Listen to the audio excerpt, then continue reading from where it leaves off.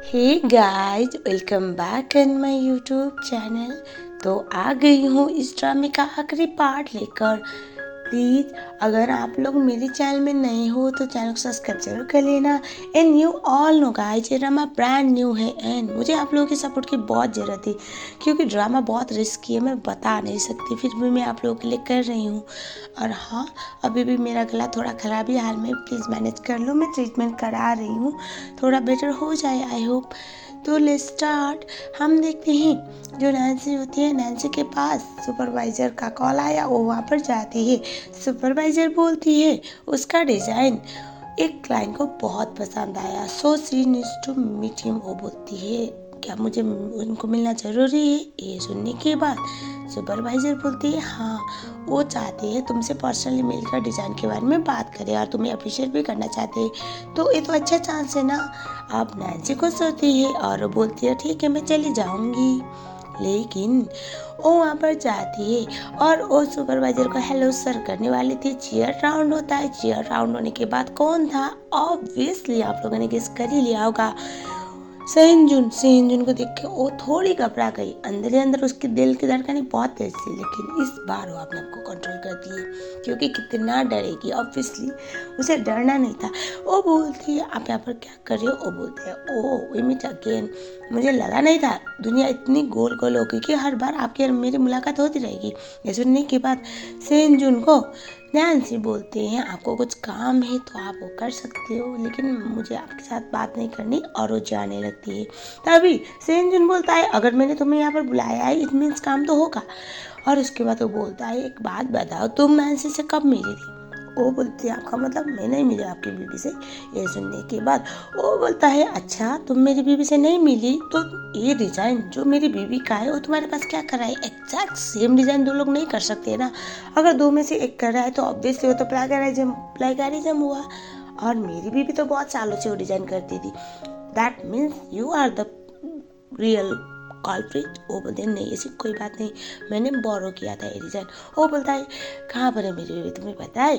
वो ऐसे उससे बात करने का ड्रामा करता है, लेकिन टोटली उसको डिस्ट्रैक्ट कर रहा था, ऐसा दिखा रहा था कि मैं तुम्हें पकड़ लूँगा और तुम ही मेरी बीबी हो, मुझे पता है। मतलब उसकी हरकतें ऐसी थी, लेकिन मुंह से बात कुछ और कर रहा था। ये सुनने के बाद नैन्सी घबराती है, वो बोलती है मुझे नहीं पता आपकी वाइफ कहाँ पर है। वो बोलता है अगर तुम्हें मेरी बीवी मिल जाए या फिर गलती से तुम्हारी या मेरी बीवी की मुलाकात हो जाए ना, उसे बता देना, ज़्यादा टाइम नहीं लगेगा, मैं उसे ढूंढ लूँगा और उसके बाद हम एक बार फिर से मिलेंगे, ठीक है ना? बाय बोल के वहाँ से चला जाता है। नैन्सी की हालत टाइट होती है, सुपरवाइजर के पास चली जाती है और उसके बाद उनको बोलती है कि वो क्विट करना चाहती है ये प्रोजेक्ट से, लेकिन अब सुपरवाइजर डांटने लगती है कि अभी अभी तो न्यू ज्वाइन हुई थी और इस तरह से कोई भी प्रोजेक्ट क्विट करना उसके लिए अच्छा नहीं था, ना ही कंपनी के लिए।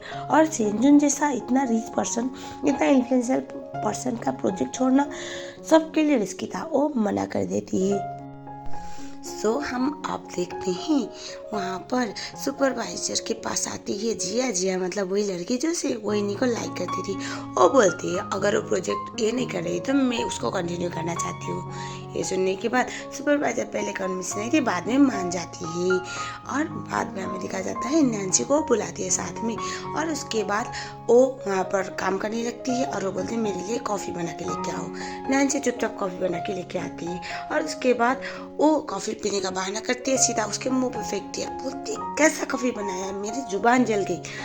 इसको इतना गुस्सा आ रहा था बेचारी नैन्सी को, लेकिन क्या करती। और तभी जो जिया होती है वो बोलती है अरे मेरे पैर में लग गए, काम करो मेरे शूज साफ करो। वो बोलती है मेरा ये काम नहीं है। वो बोलती है तो तुम तो मेरे जूनियर हो ना, और यहाँ पर मैं तुम्हें काम दे रही हो, इट मीन्स तुम्हें मेरी सारी बातें माननी पड़ेगी। भूल गई। और उसके बाद उसे चुपचाप नीचे झुकना पड़ता है और उसका सर और नीचे झुका के बोलती है अपने औकात पे रहकर, और वो साफ करने लगती है उसके शूज, और वो उसे बोल रही होती है कि तुम जैसे दो कौड़े की लड़की इस कंपनी की सिक्योरिटी गार्ड बनने के लायक नहीं, और तुम वही की बीवी बनने के बारे में सोची। तुम्हें क्या लगता है इतनी इजीली मैं ऐसा कभी होने दूंगी? मैं तुम्हें कभी भी वही को मुझसे छीनने दूंगी ही नहीं, ऐसा तो तुम भूल ही जाओ। ये सुनने के बाद वो कुछ बोल नहीं रही होती है। वहाँ पर आता है सेंजुन। सेंजुन बोलता है अच्छा कौन यहाँ पर किसको गायब करने की बात कर रहा है? और उसके बाद वही को देखने के बाद, शेंजन को देखने के बाद जो नैन्सी होती है जाने वाली होती है, वो बोलते रुको, और उसके बाद वहाँ पर जो सेंजन होता है वो बैठता है और उसके बाद वो बोलता है एक काम करना मेरे लिए कॉफ़ी ले बना के लिए। बैठने के बाद हमें दिखाया जाता है जो सेंजन होता है वो जिया को बोलता है मेरे जूते साफ करो। इसने कहा तो बोलता है क्या। तभी जिया को सेंजन बोलता है हाँ तुम्हें पता है ना मैं कौन हूँ, अगर तुमने ये नहीं किया तो उस टाइम पे क्या हो सकता है तुम्हारे खानदान के साथ वो भी पता होगा। Then you should do something जो मुझे प्लीज करे। वो चुपचाप झुकती है, उसके जूते को साफ करने लगती है और उसके बाद नैन्सी जो जाने वाली होती है उसको रोक के बोलता है कॉफ़ी लेके आओ। वो कॉफ़ी लेके आती है, कॉफ़ी पकड़ता है और उसके बाद सीधा उसके सर से सीधा कॉफ़ी नीचे फेंकता है और वो बोलता है तुम्हें अपनी औकात याद दिलानी थी बस एक कंपनी कहाँ पर रह सकती है कहाँ पर नहीं। तुम्हें क्या लग रहा है तुम किसी को भी इजीली बुली कर सकती हो। वो बोलते हैं तुम्हारी हिम्मत कैसे है। तभी सेंजन बोलता है मेरी हिम्मत बहुत हो सकती है, अगर दोबारा ऐसी कोई हरकत की उस टाइम पे बहुत कुछ गवा दोगे, ठीक है ना, गेट आउट। वो वहाँ से चली जाती है और उसके बाद नैन्सी जो होती है वो भी जाने वाली थी। वो बोलता है क्या हुआ रुको। वो रुकती है और वो बोलती है मुझे काम है। ये सुनने के बाद सेंजन बोलता है तुम तो बोलती हो कि तुम मेरी वाइफ को जानती नहीं हो, लेकिन तुम मुझे हर बार इग्नोर क्यों कर रहे हो, ऐसा मैंने क्या कर दिया। सेंजन बोलता है ऐसा तो अक्सर लोग उस वक्त पे करते हैं, या तो वो कुछ छुपा रहे या फिर वो कुछ ऐसा। वो बोलता है लोग ऐसी हरकतें तब करते हैं या तो उन्होंने कुछ गलती की है या फिर कुछ छुपा रहे हो, ऐसा वो बोलता है। उसके हाथ पकड़ के बोलता है तुम्हें पता है ना मेरी वाइफ कहाँ पर है, बताओ मानसी कहाँ पर है। वो बोलते मुझे नहीं पता, नहीं मुझे ये पता है आपकी बीबी कौन है, नहीं मुझे ये पता है कि आपकी बीबी कहाँ पर है, तो प्लीज़ मुझे अरेस्ट करना बंद करो, मैं ये कंपनी रिजाइन करके जा रही हूँ। ये बोलने के बाद वो बोलते क्या रियली तुम्हें लगता है ये कंपनी अभी मेरी है, तो तुम्हें स्टार्टिंग में तो पता होगा ना कंपनी में हायर होते टाइम की तुम्हें कंपनी में रिजाइन करने से पहले नोटिस देना पड़ता है, वरना बहुत महंगा फी पे करना पड़ेगा। ये क्या तुम्हारे पास। ओ मैं तो भूल गया था, मतलब मेरे भतीजे के पास इतना पैसा है नहीं, मुझे पता है, क्योंकि वो कुछ ज़्यादा ही अच्छा और सच्चा है। और उसके बाद वो बोलता है जब तक मेरा ये पूरा काम खत्म ना हो तुम्हें मेरे साथ ही काम करना पड़ेगा, अपने आप को प्रूव करके दिखाओ, क्योंकि मुझे अपनी वाइफ के बारे में जानना है और मुझे अच्छी तरह से पता है मेरी वाइफ मानसी के बारे में तुम ही जानती हो। अगर तुमने छोड़ के जाने के बारे में सोचा तो ये मुसीबत वही के लिए भी बहुत बड़ी होने वाली है। ऐसा बोल के उसका मुंह बंद करता है। बेचारी वो अब क्या करती, क्योंकि जिस बंदे ने उसको दूसरी लाइफ दी उसको तो आप मुसीबत में नहीं डाल सकती थी, इसी बात की वजह से उसको उसकी बातें मानी। हम देखते हैं सेंजन को कॉन्ट्रैक्ट पेपर नैन्सी जो होती है वो आती है एक रेस्टोरेंट पे। वहाँ पर आने के बाद वो बोलता है मुझे भूख लगी पहले खाने के लिए बैठो, और उसके बाद उसे चुपचाप बैठना पड़ता है। उसके बाद वो बोलता है तुम क्या खाओगी, वो कुछ नहीं बोलती। उसके बाद वो ढेर सारा खाना मंगाता है। पता है वो क्या करता है, वो सारा खाना जो नैन्सी को एलर्जी होता था वही ऑर्डर करता है। वो समझ चुकी थी क्या करना चाहता है। और उसके बाद वो बोलता है खाओ, भूख नहीं लगी क्या, मुझे तो जोर से भूख लगी है, या फिर मेरी वाइफ को सीफूड से एलर्जी थी, तुम्हें भी है क्या, एक और कोइंसिडेंस। वो बोलते हैं नहीं सीफूड तो मेरी फेवरेट है। उसके बाद वो चुपचाप खाती है, लेकिन अब बॉडी तो रिस्पॉन्ड कर ही लेगी। वो उसे इचिंग होने लगती है। वो बोलती है मैं वॉशरूम जाती हूँ। वॉशरूम जाने के बाद वो रियलाइज़ करती है उसके नेक पे रेड मार्क्स आ गए। अब वो डर गई और तभी हमें दिखाया जाता है दोबारा वापस आती है और उसके बाद उसने स्कार्फ पहना हुआ था। वो बोलता है तुमने स्कार्फ क्यों पहना है। तभी नैन्सी बोलती है एक्चुअली थोड़ी सर्दी लगी हुई थी ना तो मेरे बैग में था मैंने पहन लिया। और तभी वो उससे बोलता है रुको, वो नहीं रुकती, उसे अपने पास खींचता है। और उसके बाद वो बोलती है ये सब कुछ क्या कर रहे हो, यहाँ पर सब लोग ये लोग क्या बोलेंगे। वो बोलता है मुझे कोई कुछ बोल नहीं सकता, किसी की इतनी हिम्मत नहीं। और उसके बाद वो बोलते हैं छोड़ो मुझे। तभी उसका स्कार्फ निकालता है और वो देखता है वहाँ पर कुछ मार्क्स थे। वो बोलता है तुम्हें भी एलर्जी है। वो उठती है जाने वाली होती है, वो कुछ नहीं बोल पाती।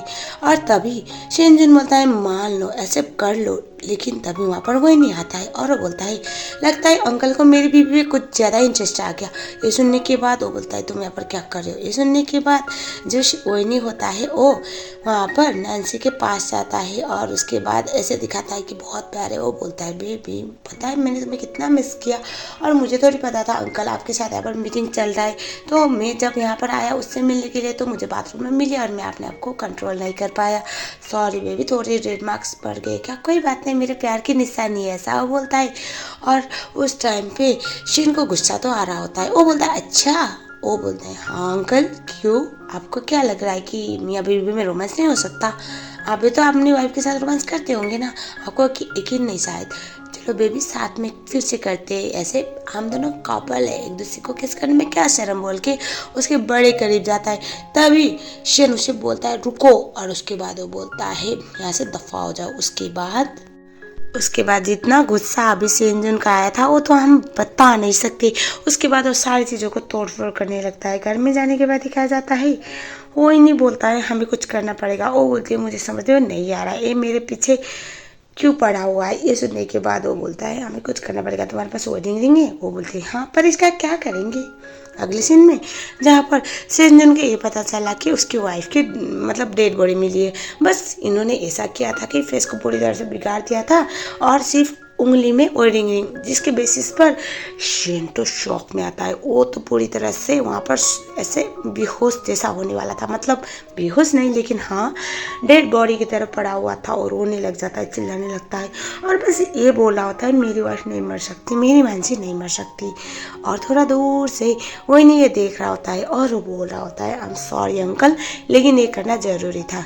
और उसके बाद वो बोलता है मैं तुम्हें प्रोटेक्ट करूँगा मरते दम तक, क्योंकि मैं अपनी बेस्ट फ्रेंड को तो प्रोटेक्ट नहीं कर पाया लेकिन मेरा फ़र्ज़ बनता है तुम्हें प्रोटेक्ट करने का। और फ्लैशबैक में जहाँ पर वो रिंग देती है उसके बाद वो बोलता है बस हमें एक डेड बॉडी का अरेंजमेंट करना है और वहाँ पर वो रिंग पहना देंगे और उसके बाद से इनको लगेगा कि तुम हो। वो बोलती है वो बेवकूफ़ नहीं हो, वो बहुत स्मार्ट है, वो आराम से डीएनए टेस्ट कर देगा और उसके बाद पता चल जाएगा, तब क्या करेंगे? ये सुनने के बाद वो बोलता है तुम टेंशन मत लो, मैं एक डॉक्टर हूँ और मैं बहुत लोगों को जानता हूँ जो मेरी मदद करेंगे। ये सुनने के बाद जो मानसी होती है मतलब नैन्सी, वो बोलती है कि आप ये सब कुछ इसलिए कर रहे हो क्योंकि मैं आपकी एक्स वाइफ की तरह दिखती हूँ या फिर आपने मुझे अपनी एक्स वाइफ की शक्ल दी है? वो बोलता है नहीं। वो उसे इसका हाथ पकड़ता है और वो बोलता है मैं वो सब कुछ करना चाहता हूँ जो मैं पहले नहीं कर पाया।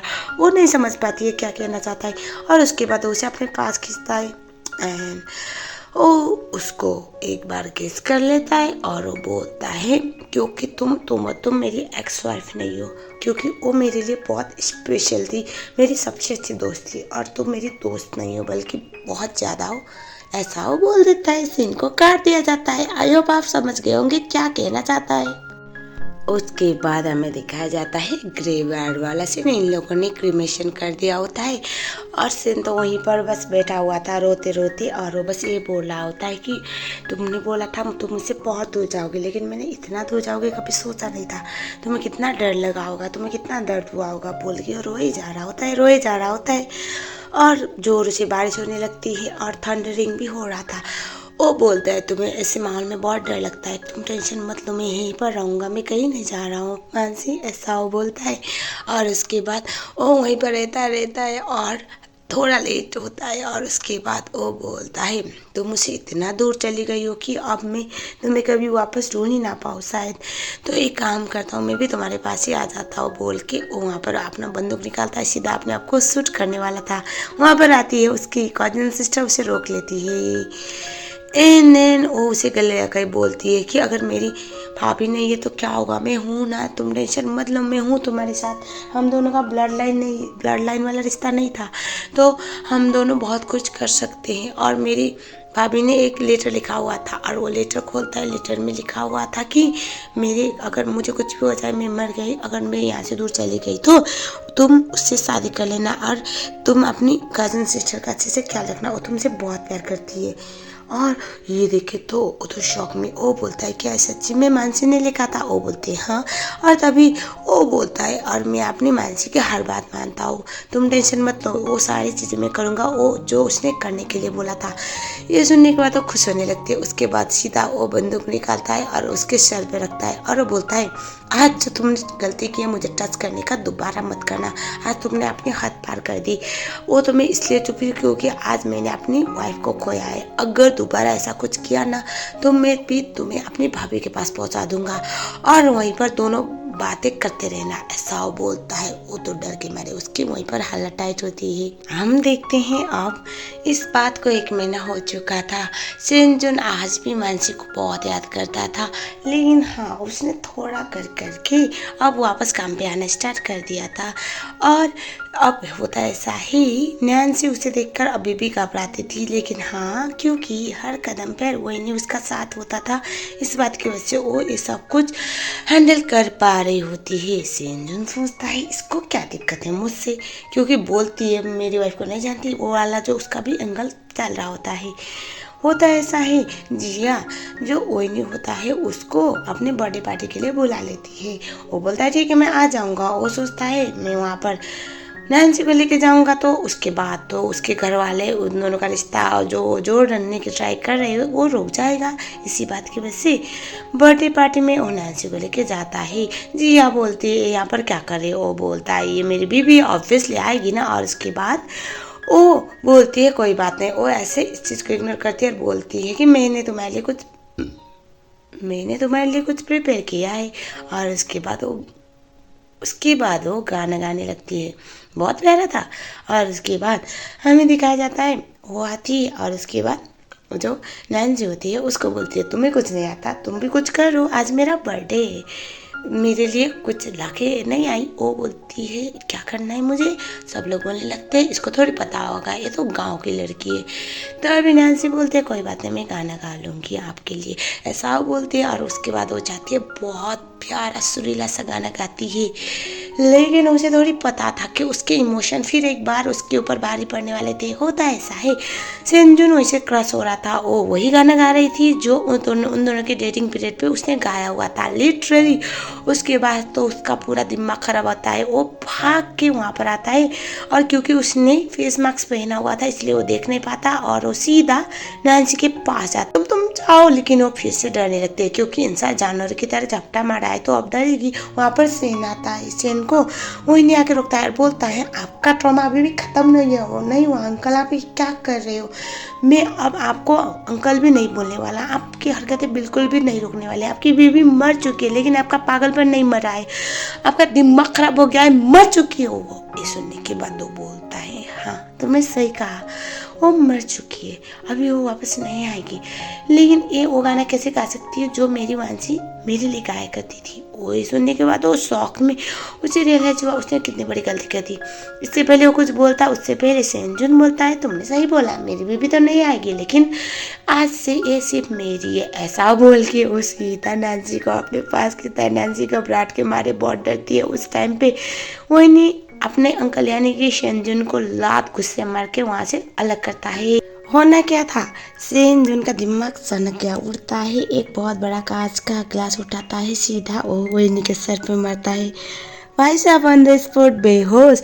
उसके बाद नैन्सी चिल्लाती रह जाती है। उसके बाद नैन्सी को उठा के वहाँ से लेके चला जाता है। यस यहीं से शुरू होती है और ज्यादा नफरत की कहानी। तो घर पे जाने के बाद वो बोलता है अब तक तो मैं सोचता रहता था कि तुम्हारा और मेरी वाइफ का क्या रिश्ता हो सकता है, तो तुमने मेरी वाइफ वाला गाना गा के बहुत बड़ी गलती कर दिया है। अब मेरे दिल में जो मेरी वाइफ के लिए प्यार था वो दोबारा जाग चुका है, तो आज के बाद तुम मेरे साथ रहोगी और मेरी बीवी की तरह एक्ट करोगी। चलो आज के बाद मानसी की तरह एक्ट करना शुरू करो, ये उसके कपड़े हैं वो पहनोगी और तुम वो सब कुछ करोगी जो मेरे लिए मेरी वाइफ क्या करती थी। वो बोलती है काम करो तो मुझे मार डालो। वो बोलता है यार मैं मारने के लिए थोड़ी लेके आया हूँ तुम्हें, वो तो ऑलरेडी मेरे लाइफ में बहुत सारे लोग मर के जा चुके हैं, तुम्हें नहीं मारने वाला मैं। अगर मारना होता ना तो तुम मेरे हाथ में एक छोटी सी चीटी जैसी हो, मैं एक बार मसल दूंगा और तुम ख़त्म हो जाओगी। मेरा कोई मारने का इरादा नहीं है, तुम्हें बस मुझे यहाँ पर प्लीज़ करना है। अगर तुम इस बात के लिए मना करोगी उस टाइम पे मुझे फिर से दोबारा अपने पति के बारे में सोचना पड़ेगा, उसका होल डॉक्टर करियर और उसके हॉस्पिटल के बारे में सोचना पड़ेगा।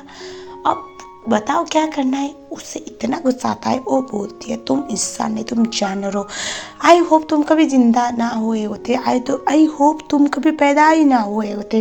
वो बोलता है अब जो हो चुका है उसको हम बदल नहीं सकते ना, अगर मैं पैदा ना हुआ होता तो दोबारा ना मिलता, लेकिन बार बार हम दोनों मिल रहे मीन्स हम दोनों को साथ में रहने लिखा है।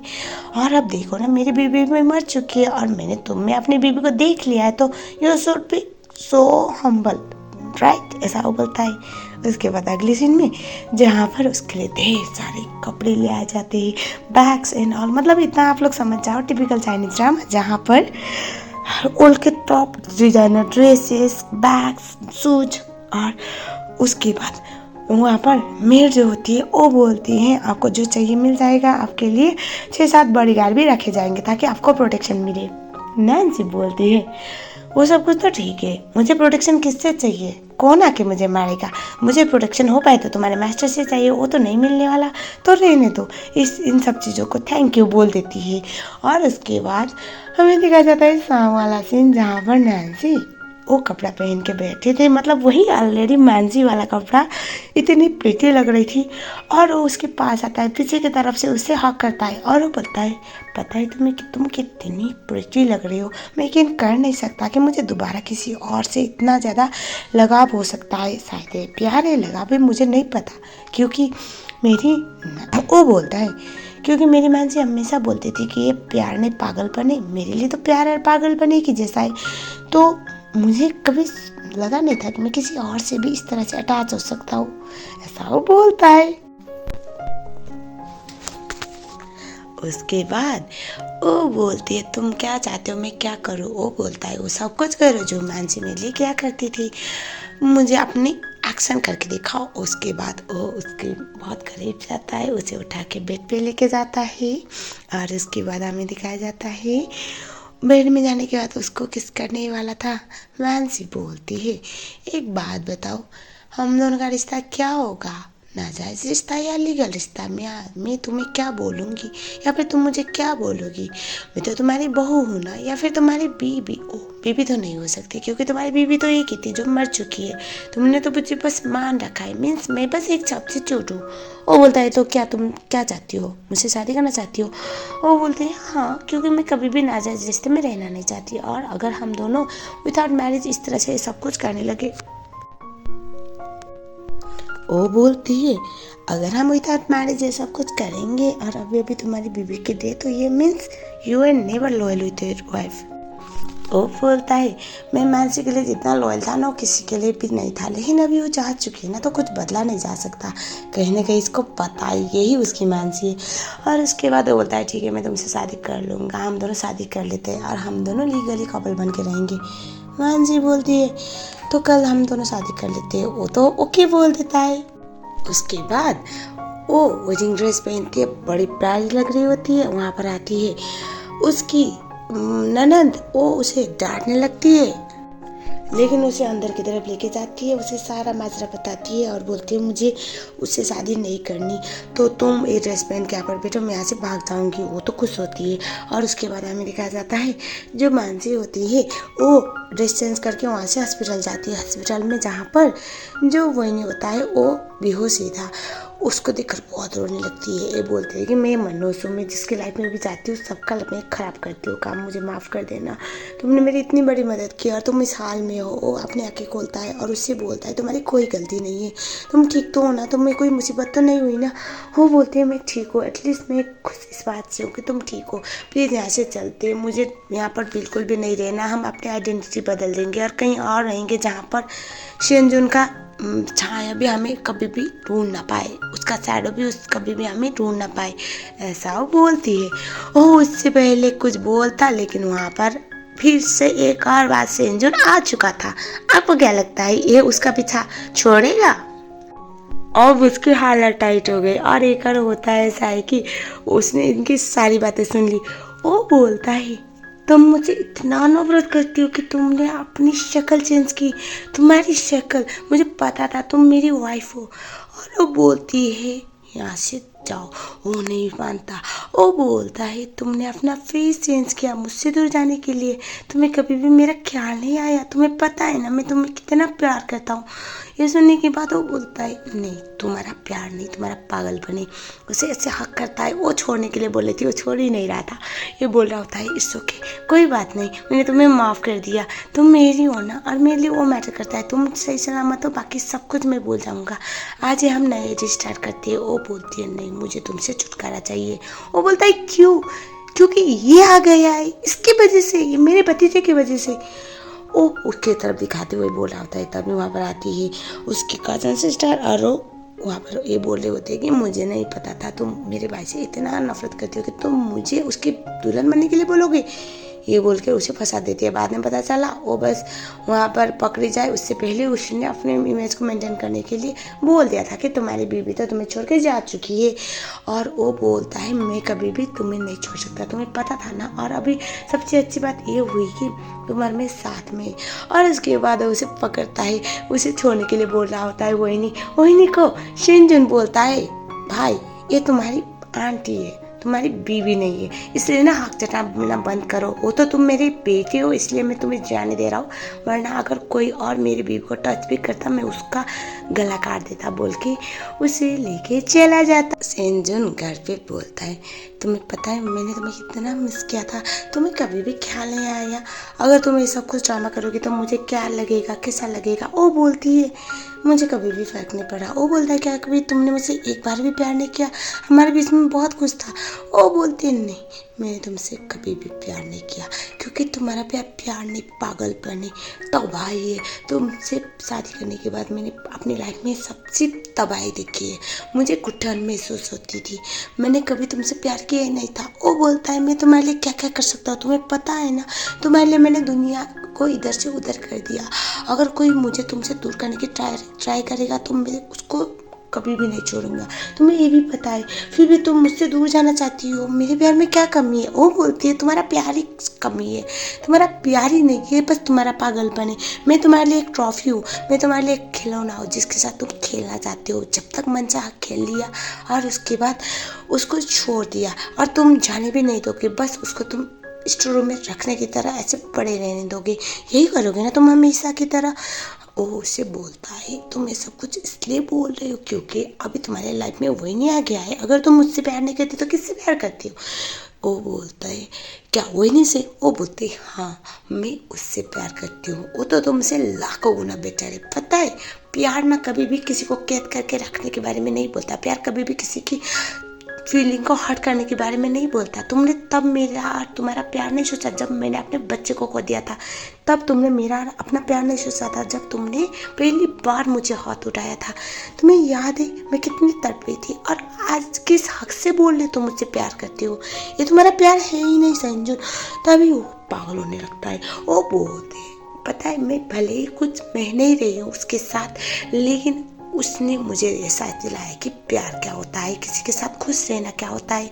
शायद मैं प्यार करूँ या ना करूँ, लेकिन मैं वहाँ पर अपने आप को सबसे ज़्यादा सेफ फील करती थी।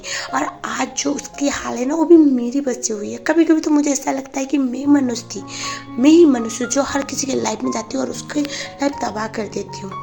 अगर तुम मेरे लाइफ में ना हुए होते तो शायद वही नहीं मेरे लाइफ में होता और मैं बहुत खुश रहती। ट्रस्ट में तुमसे तो लाखों गुना बेटर है। वो बोलता है चुप करो, मुझे नहीं सुनना किसी और के बारे में, और अपने कान बंद करने लगता है। उसके बाद हमें दिखाया जाता है ऐसा दरअसल वो अपने शर्ट का बटन फोल्ड करने लगता है। उसके बाद क्या हो सकता है आप गेस करो। उसके बाद वही फिर से शुरू होता है जो आप एक्सपेक्ट नहीं कर सकते। कुछ देर बाद वही नहीं सारे अपने कपड़े बटोरती है। उसके बाद थोड़ा आगे आती है, वहाँ पर उसने दरअसल कैमरा छुपाया हुआ था। उसके बाद वो अब जाके खुश थी। मानसी वहाँ पर पिंजरे में कैद एक चिड़िया को देख रही होती है। उसके बाद सेंजुन आता है, उसे कोट पहनाता है और वो बोलता है आई एम सॉरी, मैं दोबारा कभी भी नहीं करूँगा, मैं ज़्यादा गुस्से में था। और तभी वो बोलते हैं मैं तुम्हारे साथ रहने के लिए तैयार हूँ, मैं तुम्हारी बीवी बन के रहने के लिए तैयार हूँ, हम दोनों कभी भी अलग नहीं होंगे। वो बहुत खुश होता है। वो बोलती है लेकिन मेरा एक शर्त है। वो बोलता है क्या। वो बोलती है मुझे आखिरी बार वही को देखना है, दैट्स इट। वो बोलता है फाइन। और उसके बाद अंधेरा था, अब तो मेजर सीन आ गया। वहाँ पर आता है वही बोलता है नैन्सी कहाँ पर हो तुम। ओ वहाँ पर सेंजन को दिखता है, सेंजन उसे देखता है और वो बोलता है मैंने लास्ट टाइम ही बोला था ना उसे आंटी कहा करो, अच्छा नहीं लगता आंटी को नाम से बुलाते हुए। ये सुनने के बाद वो बोलता है तुम एक घटिया आदमी हो जो अपना गुस्सा अपना पागलपन अपने वाइफ पे उतारते हो, एक औरत पे उतारते हो, और तुम मुझे सिखा रहे हो मुझे किसको क्या बुलाना चाहिए। वो बोलता है तुम बहुत प्यार करते हो क्या मानसी से।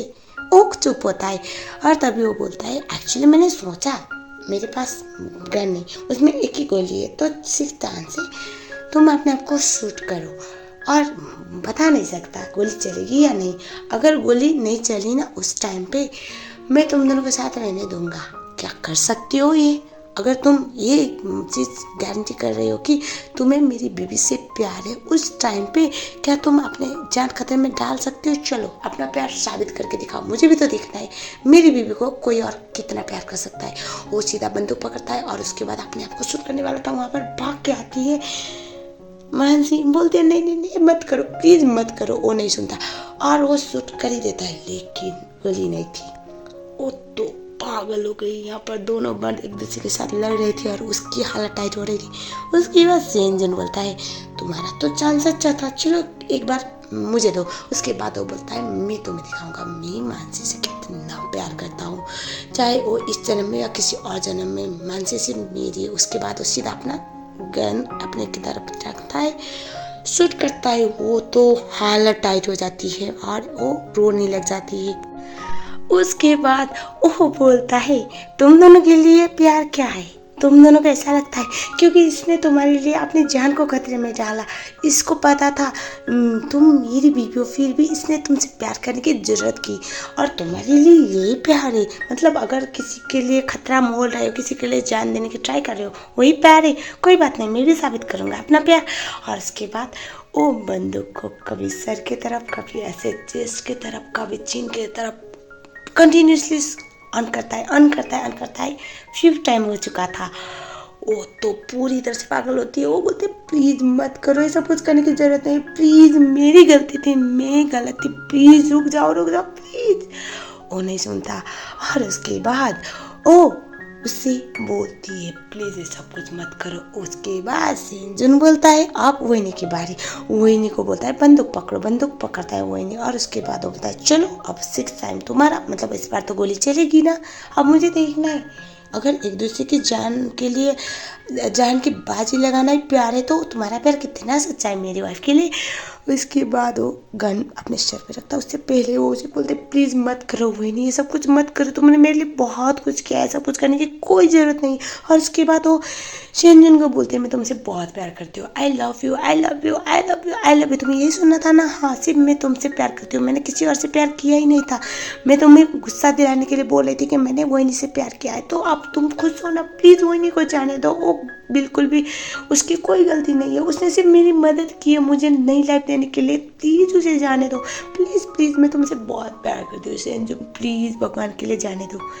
ये सुनने के बाद वहाँ पर जो वही होता है वो बोलता है तुम्हारे लिए प्यार किसी को डराना, धमकाना, किसी को कंट्रोल करना, फीलिंग को ना समझ कर उसको बस अपने दायरे के अंदर रखना, वही है ना? तो मुबारक हो, तुम्हारा प्यार जीत गया। लेकिन ये प्यार नहीं, ये बस एक कार्य है, कार्य कर सकता है, एक बस एक नामर्दी कर सकता है और तुम एक नामर्द हो। गुड बाय बोल के वहाँ से चला जाता है। बेचारी मानसी तो रोते रोते वहीं पर इतनी बेहोश होने वाली थी। उसके पास आता है सेंजन और उसके बाद उसे जोर से करता है और वो बोलता है कोई बात नहीं, इट्स ओके, मैं हूँ तुम्हारे साथ, तुम डरो मत, मैं हूँ ना तुम्हारे साथ। तो गया। बाद में पता चला वो जब बोल रही थी ना प्लीज़ अपने आप को शूट मत करो, तभी उसके हाथ पे उसने मेमोरी कार्ड चिपका दिया था। वो घर पे जाता है और वो वीडियो देखकर उसकी रूह कांप जाती है, बहुत डरावना था। उसके बाद फ्लैशबैक याद करते हैं इन दोनों ने प्लान किया था, क्योंकि लास्ट टाइम उसने डिवोर्स के लिए बहुत ट्राई किया, बहुत कुछ कर सकती थी लेकिन उसने कभी भी कुछ हासिल नहीं किया। मतलब हर बार सेंड इतना स्ट्रॉन्ग था, इतना पावरफुल था, वो जीत ही जाता था और वो कुछ नहीं कर पा रहे थे। उसे दिखाना था कि यहाँ पर गलत होता है, यहाँ पर शेन किस तरह का आदमी, उसे दिखाना था, शेन जानवर दुनिया को दिखाना था, ताकि उसके बाद कोई भी पावरफुल फैमिली या फिर कोई किसी का पावर और पैसा उसको उससे दूर जाने में रोक ना पाए।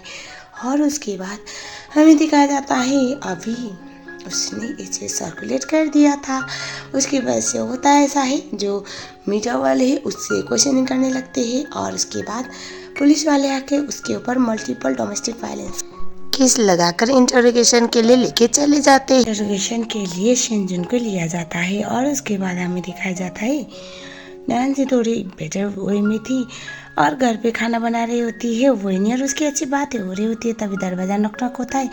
दरवाज़ा खोलने के बाद तो एक और बार टपक गया हमारा शेर। मतलब इन नॉट गुड वे, मैं बस बोल रही हूँ।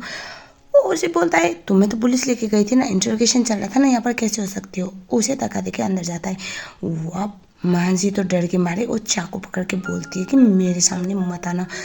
वो बोलता है क्या तुम्हें सच में मुझसे डिवोर्स चाहिए।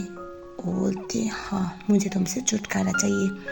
उसके सामने डिवोर्स पेपर फेंकता है और वो बोलता है कल आकर डिवोर्स साइन कर लेना, कल तक मियाँ बीबी रहने दो, उसके बाद नहीं, बोल के वहाँ से चला जाता है। वो दोनों ही नहीं समझ पा रहे थे कि ये क्या करना चाहता है, मतलब इतनी इजीली इसने जाने दिया। उसके बाद नेक्स्ट डे जो वही होता है उसके फ़ोन में ट्रैकर लगा देता है और वो बोलता है डोंट वरी, मैं तुम्हारे पीछे पीछे आऊँगा। उसके बाद दोनों गाड़ी में जाते हैं और वो बोलता है तुम तो स्माइल करना ही भूल चुकी हो मानसी। वो बोलती है तुम्हारे चक्कर में हुआ है सब कुछ।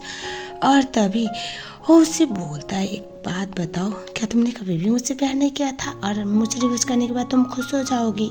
वो बोलती है शायद ट्राई करूँगी। उसके बाद वो फुल स्पीड में गाड़ी को कहीं और टर्न करता है। वो बोलते हैं क्या कर रही हो, पागल हो गए हो, कोई भी बेवकूफ़ी मत करना। वो बोलता है मैं तुम्हें वहाँ पर ले जा रहा हूँ जहाँ पर हम पहली बार मिले थे। और उसके बाद एक बहुत बड़ी जगह पे, वहीं से जहाँ से वो जंप लगाई थी ना, वही जगह की बात कर रही हूँ, वहाँ पर लेके जाता है। और वो बोलता है तुम्हें पता है ये वही जगह है जहाँ पर पहली बार हम दोनों मिले थे। पहली बार मैंने तुम्हें प्रपोज किया था शादी के लिए, और शादी के बाद फर्स्ट टाइम हनीमून पे हम यहाँ पर आए थे और तुम मुझे छोड़ना चाहती हो। और आज छोड़ के जब तुमने अपने मौत का ड्रामा किया था तब भी तुम यहीं से गिरी थी। मुझे लगा था मेरी दुनिया बदल जाएगी, मेरी दुनिया पूरी तरह से तबाह हो जाएगी। क्या तुम सच में मुझे छोड़ना चाहती हो। वो बोलती है हाँ। वो उसे बोलता है क्या कभी भी तुमने मुझसे प्यार नहीं किया था। वो बोलती है प्यार किया था, बहुत किया था, लेकिन तुमने सब कुछ तबाह कर दिया सेंजुन। मेरा प्यार कभी भी तुम्हारे लिए कम नहीं हुआ था, मैंने बहुत चांस दिए तुम्हें, लेकिन तुम खराब निकली। तुम्हारा पागलपन हमारे रिश्ते को ख़त्म कर दिया। वो उसे बोलता है मैं तुम्हारे बगैर नहीं जी सकता। और उसके बाद वो बंदूक निकालता है। उसके बाद वो बंदूक सीधा मानसी के चेस्ट पे लगाता है और वो बोलता है तुम्हें पता है एक बंदूक दो लोगों को आराम से मार सकता है अगर क्लोज शॉट से शूट किया जाए तो। अभी मैं शूट करूँगा, ट्रिगर दबाऊँगा, हम दोनों ही मारे जाएंगे। उसके बाद हम दोनों साथ में हमेशा रहेंगे। वो उसे बोलती है ऐसी गलती मत करो प्लीज़। वो उससे बोलता है नहीं, मैं तुम्हारे बगैर नहीं जी सकता और मैं तुम्हें कैसे छोड़ सकता हूँ, मैंने कभी सोचा ही नहीं है तुम्हें छोड़ने के बारे में, प्लीज़ मुझे मत छोड़ो। उसके बाद वो उसे शूट करने ही वाला होता है, मतलब होता है ना एक दूसरे को, तभी वहाँ पर आता है वही नहीं बोलता है रुको, बेवकूफ़ी मत करो सेंजुन प्लीज़, अब तो हार मानो प्लीज़, उसको जीने दो, वो लाइफ में बहुत को डिजर्व करती है, तुम सब कुछ खराब कर चुके हो। उसको देखने के बाद तो उसका दिमाग खराब हो गया। और उसके बाद वो उसे बोला तुम यहाँ पर क्या कर रहे हो, अभी भी तुम मेरी वाइफ के पीछे पड़े हुए, तुम्हें शर्म आनी चाहिए। उसके बाद वहाँ पर दिखाया जाता है एक बंदा होता है साफ सुथरा, दरअसल ये उसकी कॉजन सिस्टर ने भेजा हुआ था मानसी को मारने के लिए। वो उसे शूट करता उससे पहले सेंजुन देख लेता है। सेंजुन उस बंदे को शूट करता है, गोली जो नैन्सी को लगने वाली थी उसको लगती है। उसके बाद तो पूरा सीनारियो चेंज हो गया। उसके बाद वो उसे पकड़ती है और बोलती है तुमने क्या क्या, तुम्हारा दिमाग खराब हो गया था। नैन्सी बोलती है तुम्हें सब कुछ करने की कोई ज़रूरत नहीं थी, मैं तुमसे दूर जाना चाहती थी, लेकिन ऐसे नहीं, मैं तुम्हें कभी मरते हुए नहीं देख सकती। एटलीस्ट अगर हम दोनों साथ हो ना हो, लेकिन तुम जिंदा रहते तो मुझे अच्छा लगता, क्योंकि हमारा कुछ पास था। वो बोलता है अगर मेरा पागलपन कभी भी बीच में ना आया होता, अगर ये सब कुछ ना हुआ होता तो शायद आज हम दोनों की नींद कुछ और होती ना, हम दोनों भी साथ में होते, हमारा बेबी होता और हम दोनों को कोई अलग ना कर पाता। मैंने सब कुछ बिगाड़ दिया, मुझे माफ़ कर देना, हो पाए तो। ऐसा वो बोलता है। वो बोलती है मैंने तुम्हें माफ़ कर दिया, लेकिन तुम्हें सब कुछ करने की कोई ज़रूरत नहीं थी। मुझे मरते दम तक ये याद रहेगा कि जिस आदमी से मैं डरती रहती थी, जिस आदमी से दूर जाना चाहती थी, उसने मुझे बचाया। वो बोलता है तुम्हारी आंखों में आंसू अच्छे नहीं लगते, मुझे तुम्हारी आंखों में स्माइल, तुम्हारी आंखों में प्यार देखना है। कोई बात नहीं, मेरे लिए प्यार नहीं आएगा, लेकिन तुम्हें इस गिल्ड में रहने की कोई ज़रूरत नहीं कि मैंने तुम्हारे लिए अपनी जान दी, तुम्हारी लाइफ को मैंने जानू बनाई थी, तो अच्छी बात है कि मैं मर रहा हूँ। अगर दोबारा जन्म लेने का मौका मिलेगा तो उस टाइम पे मैं तुम्हारा अच्छा पार्टनर बनूंगा और तुम्हें दुनिया की सारी खुशी दूंगा, मुझे माफ़ कर देना बोल के वो वहीं पर अपनी दम तोड़ देता है एंड लिटरली गाइस वो वहीं पर मर जाता है। और मानसी तो रोती रह जाती है और मुझे भी अभी रोना आ रहा है, मेरा पूरा साउंड लो हो गया। लिटरली गाइस मैंने एक्सपेक्ट नहीं किया था इस ड्रामे का एंड इस तरह से होने वाला है। तो अब लीप दिखाया जाता है। लीप मतलब कुछ समय के बाद जहाँ पर जो नैन्सी होती है, नैन्सी और रोहिणी एक समुद्र के साइड पे होते और उससे सर्दी लग रही थी, उसका कोट पहना था। उसके बाद उसे थैंक यू बोलती है और वो बोलती है तुमने मेरे लिए बहुत कुछ किया, शायद इतना तो कोई अपना भी ना करता। वो बोलता है नहीं नहीं मुझे शर्मिंदा मत करो। और तभी वो बोलता है तुम्हारा प्लान क्या है। वो बोलती है कुछ नहीं, मुझे अपने पैशन को फॉलो करना है और मैं बाहर जाके पढ़ना चाहती हूँ। वही सुनने के बाद वो स्माइल करता है, थोड़ा सा सैड तो था। और उसके बाद वो बोलती है और तुम्हारा। ये सुनने के बाद वही नहीं बोलता है मैं तब तक वेट करूँगा जब तक तुम अपना पैशन फॉलो करके अपने करियर को बना के वापस ना आओ, और हो सकता है किसी दिन मेरी भी लॉटरी लग जाए, ऐसा वो बोलता है। इनडायरेक्टली ऐसा बोला था कि मतलब अगर तुम्हारे मन में कभी भी मूव ऑन करने का ख्याल आए तो I will be always stand by type का। वो स्माइल करती है, पता नहीं ये दोनों साथ हुए या नहीं, पता नहीं ये दोनों के बीच में प्यार था या नहीं, कब प्यार आया वो भी पता नहीं। मतलब मैं यही बोल रही हूँ क्योंकि मैं नहीं एक्सेप्ट कर पा रही हूँ इन दोनों का age in couple. I am sorry. आप लोग बताओ आपको कैसा लगा। मैं आपको पता है मैं ड्रामे किन में हमेशा अपना थॉट बताती हूँ। And yes obviously when you was the greeniest flag, मतलब ग्रीन फ्लैग नहीं वो ग्रीन फॉरेस्ट था, लेकिन सेंजुन का जो कैरेक्टर है ना दिमाग में इतना बैठ गया कि मैं वन ईयर मानसी को एक साथ एक्सपेक्ट और एक्सेप्ट तो नहीं कर पाई। आई होप आपको भी कुछ तो लगा होगा, प्लीज़ मुझे बताओ। मैं एज एन ऑडियंस बता रही हूँ अपना व्यू। ड्रामा पर्सनली मुझे बहुत पसंद आया and yes mass I once again nail it, किसी की ज़रूरत ही नहीं पड़ी। और मैं फ्रैंकली बोलूँ तो मुझे पहली शक्ल वाली फीमेल लीड भी बहुत पसंद आई थी। एंड ओके कोई बात नहीं, होप करते हैं कोई और ड्रामा आएगा जिसमें सब हैप्पी एंडिंग के साथ रहेंगे। एंड जहाँ तक मुझे पता है माशा के और 2 ड्रामे आ रहे हैं जो मैं आप लोगों के लिए ज़रूर लाऊंगी क्योंकि बिल्कुल पागलों की जैसी स्टोरी उसकी भी होने वाली है। प्लीज़ जाने से पहले अपना थॉट ज़रूर बताना, मैं जानना चाहूँगी। And thank you so much for watching. और चैनल में नहीं हो तो चैनल को सब्सक्राइब जरूर कर लेना। I will be back with another